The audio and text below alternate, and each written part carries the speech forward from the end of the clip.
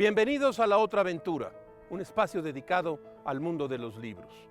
Estamos en Chimalistaca, el escenario de la novela de Federico Gamboa. Oscar Wilde dijo que vivir es la cosa más rara del mundo. La mayoría de las personas solamente existen. Hoy hablaremos de las biografías de algunos escritores que decidieron vivir de una forma diferente a los demás. Oscar Wilde, uno de los escritores con una vida intensa, llena de placeres y conflictos, que terminó pagando caro su atrevimiento. Ambrose Bierce, el escritor norteamericano que desapareció en México durante la Revolución. Los escritores mexicanos de finales del siglo XIX y principios del XX. José Juan Tablada fumando marihuana, Bernardo Couto tomando ajenjo hasta la muerte. La noche de los burdeles. Existe gente peculiar en el mundo. Algunos de ellos han sido escritores y no todos han tenido finales placenteros. Les recuerdo que fue Adolfo Bioy Casares quien escribió que leer era la otra aventura y que la primera era, probablemente, la vida misma. Estamos pues en la otra aventura.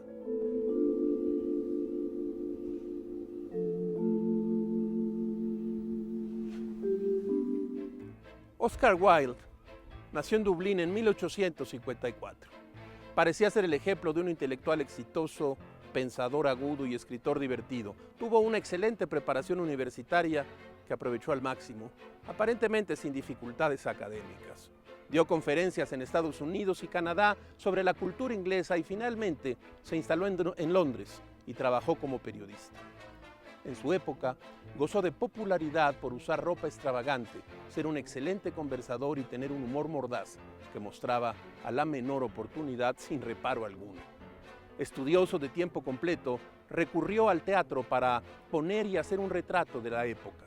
En su única novela, El retrato de Dorian Gray, su protagonista pide y recibe el don de permanecer siempre joven mientras su retrato envejece, de modo que pueda disfrutar de una vida eterna de pecado y placer. En su época, esta obra fue criticada por amoral, aunque hoy en día es considerada un clásico. Wilde casó con Constance Lloyd y tuvo 2 hijos, aunque su homosexualidad era un secreto a voces. La aventura que tuvo con el joven Lord Alfred Douglas fue su perdición, pues el padre del joven lo acusó de homosexualidad y presentó pruebas contundentes que lo llevaron a la cárcel durante 2 años. Cuando salió libre, se exilió en Francia, pero estaba enfermo, mentalmente agotado, deprimido. Murió a los 46 años en la ruina. Sus cuentos, aunque son considerados para niños, reflejan la crueldad, el abandono y la hipocresía. ¿Usted ha leído cuentos como El ruiseñor y la rosa, El príncipe feliz o El fantasma de Canterville? Son muy recomendables. Oscar Wilde, una vida escandalosa y un clásico de la literatura. Ambrose Bierce fue un escritor estadounidense célebre no solo por su calidad literaria, sino por su extraña desaparición a principios del siglo XX en tierras mexicanas. Su vida no fue fácil. Tuvo 12 hermanos, un padre holgazán que se la pasaba leyendo la Biblia y una madre trabajadora y puritana. Ese ambiente opresivo hizo que Bierce desarrollara un odio profundo hacia su familia. Bierce, quizá opacado por la figura dominante de la madre, tuvo un romance cuando era adolescente con una mujer de 70 años. Pero tampoco tuvo suerte en el amor. Se separó luego de 17 años de matrimonio y 3 hijos, pues sospechaba que su esposa Mary Ellen le era infiel. Fue un reconocido periodista y escribió algunos de los mejores cuentos de terror que existen, como La ventana tapiada o La cosa maldita. Quizá la obra por la que más es conocido sea El diccionario del diablo, escrito entre 1881 y 1906, y del cual existen varias ediciones. Se trata de una recopilación de 998 definiciones corrosivas y humorísticas en las que el género humano siempre sale muy mal parado. Por ejemplo, humildad, paciencia inusitada para planear una venganza que valga la pena. O amor, demencia temporal curable mediante el matrimonio o alejando al paciente de las influencias bajo las cuales se ha contraído el mal. Sus fábulas, recién publicadas por la editorial Los Libros del Zorro, también están cargadas de ironía y mala leche. El libro se titula 99 fábulas fantásticas. En diciembre de 1913, Viers llegó a México y en Ciudad Juárez se unió al ejército de Pancho Villa como observador. Pero al llegar a Chihuahua, su rastro se desvanece. Es probable que haya sido asesinado en un sitio de Ojinaga, pues un documento de la época registra la muerte de un gringo viejo. Viers debía tener en aquella época más de 70 años y también es probable que él mismo haya venido a buscar su muerte, pues antes de viajar a México en octubre de 1913, escribió una carta dirigida a su familia. Adiós. Si oyes que he sido colocado en un muro de piedra mexicano y me han fusilado hasta convertirme en harapos, por favor, entiende que yo pienso que es una manera muy buena de salir de esta vida. Supera a la ancianidad, a la enfermedad o a la caída por las escaleras de la bodega. Ser un gringo en México, eso sí es eutanasia.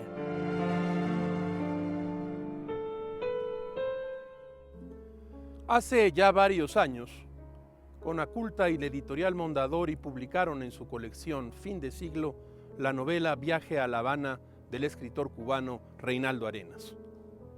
Arenas participó en contra del dictador Batista, pero pronto se convirtió en un disidente porque no supo adaptarse al nuevo régimen y por su abierta homosexualidad.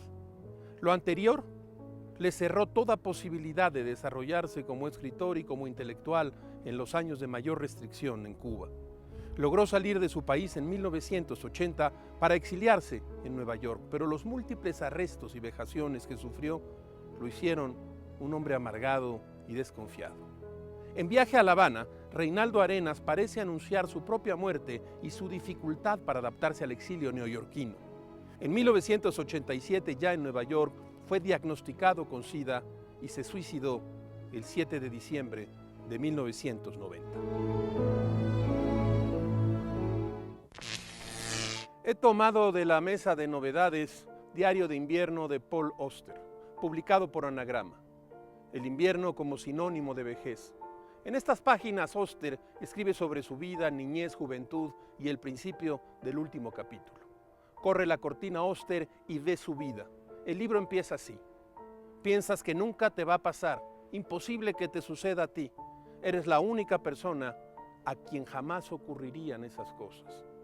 Y entonces, una por una, empiezan a pasarte todas, igual que le suceden a cualquier otro. Diario de Invierno de Paul Auster, uno de los libros importantes del 2012. Una generación de escritores mexicanos quiso hacer de su vida una obra de escándalo. Ellos fueron los escritores reunidos en las páginas de Revista Moderna, fundada en 1898 por Jesús Valenzuela, José Juan Tablada, Bernardo Couto. Compartían además esas páginas y esa vida Ciro B. Ceballos, Alberto Leduc, Rubén M. Campos, Amado Nervo, Jesús Urueta, Balbino Dávalos y desde luego el ilustrador de la revista, el gran dibujante y pintor Julio Ruelas. Ellos podrían ser llamados las flores del mal de la última etapa del porfiriato. En su vida y su literatura surgieron intereses nunca antes vistos: el sexo y la muerte, el dolor como pareja del placer, la búsqueda de una nueva sensibilidad a través de estimulantes, la fatiga de la vida, el espíritu radical. Durante una época de su vida, cuenta Guillermo Sheridan en la edición de Los Diarios, Tablada consumió heroína, hashish, marihuana. Ruelas bebía ajenjo y coñac sin parar día y noche y murió en París de tuberculosis y alcohol. Bernardo Couto murió jovencísimo en la Casa de Amparo, una prostituta a la que sacó de un burdel de principios del siglo XX. Se reunían en el Salón Bach, situado en lo que hoy es la calle de Bolívar. Más tarde seguían a la noche en el Bar La América, ubicado en Avenida Juárez y Coajomulco, hoy calle de José María Marroquí. Por la mañana, aún ebrios, tomaban un tren en Indianilla y viajaban rumbo a Tlalpan, donde organizaban faunalias, orgías con mujeres compradas como sombras salidas de la oscuridad. Los escritores de Revista Moderna se desvanecían entonces bajo la luz del sol y esperaban a la siguiente noche. Perseguir a la noche se convirtió en un modo radical de fundar un espacio privado. Soñar, desprenderse de la sanción moral de los tiempos de don Porfirio. La vida legendaria de Bernardo Couto contiene la brillantez de la promesa incumplida de los sueños y a la vez la certidumbre fugaz de que en ese mundo onírico todo ha sido verdad, incluyendo el aura misteriosa del jovencísimo escritor que entregó toda su fuerza a las atmósferas del bar y del burdel. A los 20 años, cuando decidió su leyenda, Couto se mudó al Hotel del Moro, cerca de la calle Coliseo, con Amparo, una prostituta robada a la noche a la que más tarde le puso casa en la calle Verde, en el centro de la Ciudad de México. Gran escenario de los sueños sombríos y delirantes que coleccionó en Asfódelos, su único libro. Los 12 relatos que escribió cuentan la obsesión de un bohemio en el boulevard. Son piezas narrativas de un buen lector de Baudelaire, Lafont y Gautier. Del primero quiso adaptar los ácidos corrosivos con que Baudelaire escandalizó al París de los 50 del siglo XIX. Les Limbs, expresiones de la ciudad moderna. Una noche de agosto de 1901, Rubén M. Campos, Alberto Leduc y José Juan Tablada llegaron a la vecindad en la que vivía Couto. En el cuarto, las tinieblas batallaban con el resplandor en retirada de la calle. Su ataúd estaba puesto sobre el catre en el que había leído a Baudelaire y había imaginado los cuentos de su único libro de relatos. Esa madrugada, Ceballos, Tablado y Leduc caminaron por la Alameda Central rumbo al bar La América, donde se despidieron para siempre de Couto. En buena parte, esto es lo que algunos han llamado modernismo, otros decadentismo, unos más, estética de fin de siglo. El público encontrará en esta ventana, como todas las semanas, un escenario por el que pasan como ráfagas la felicidad y la desdicha de escribir, gajes del oficio, aforismos, frases, máximas.